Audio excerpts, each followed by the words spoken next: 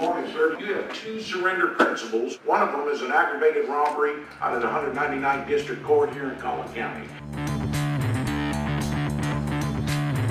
Every day in the United States, a crime is committed. 7 days a week, 365 days a year, there are no holidays for criminals. Crime doesn't stop just because it's Christmas. An already stressed justice system needs to find new ways to become more efficient while maintaining a high level of security in its courts. In Colin County, Texas, the courts began to explore how video conferencing could help improve their justice system. Video conferencing was already one of the key solutions in use within Homeland Security in the county. I heard that they were looking at this technology for the court system, and I approached our IT director and talked about the success that we had had using the system. I think our county really stepped out of the box when looking at video conferencing systems. We really looked to see how we could implement it into our current system using the current laws that we have. We worked together as a collaborative team to come up with the ideas of how we can do it and do it right. Well, you know, I'm relatively new at this, but I think this is great. The improvements were felt right away. We have the ability now to have a time slot set up where the inmate can be walked into the arraignment room. The attorneys can be there present with that inmate, both the defense and both the DA's office attorneys, and all of a sudden the judge comes on a big screen TV and he's before the judge. As a result of significant growth in the county in recent years, the number of court cases and first arraignments have also grown, providing the spark for the judges to consider alternatives versus business as usual. But would the judges adapt to this new technology? Hello? Judge, Tim here. We'll be ready for you to come into the court in about 10 minutes. Well, and that's probably the hardest part of the system is to get the buy-in from everybody. And I will tell you, at least in the district courts here and where I am, the judges do buy into it. I wasn't totally sure how it would work when we started, but it frankly has worked very well. It's just as if everybody were in the same room. For the purpose of taking pleas, it has worked very well. How do you plead? The initial reluctance is the same reluctance we see. People are afraid to try new things. They don't know what's going to happen.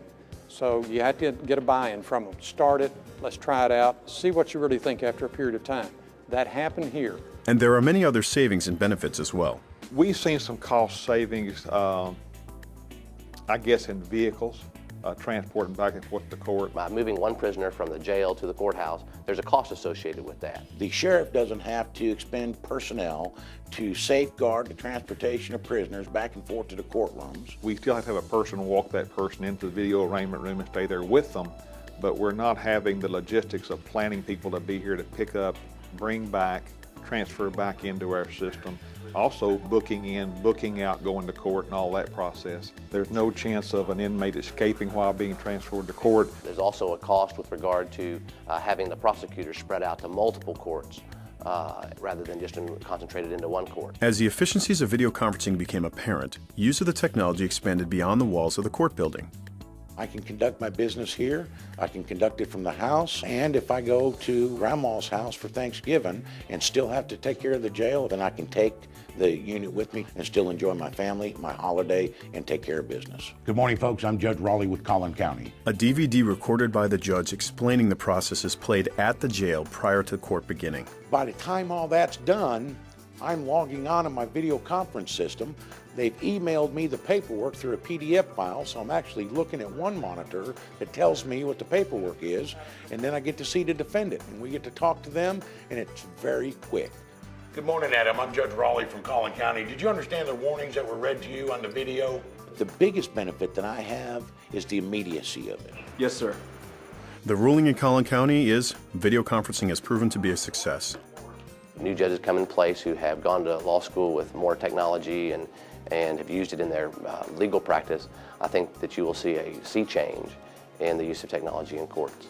Don't be scared of technology. Give it a try. Let your imagination run with it, and do it with an open mind. You're going to become more efficient with this program.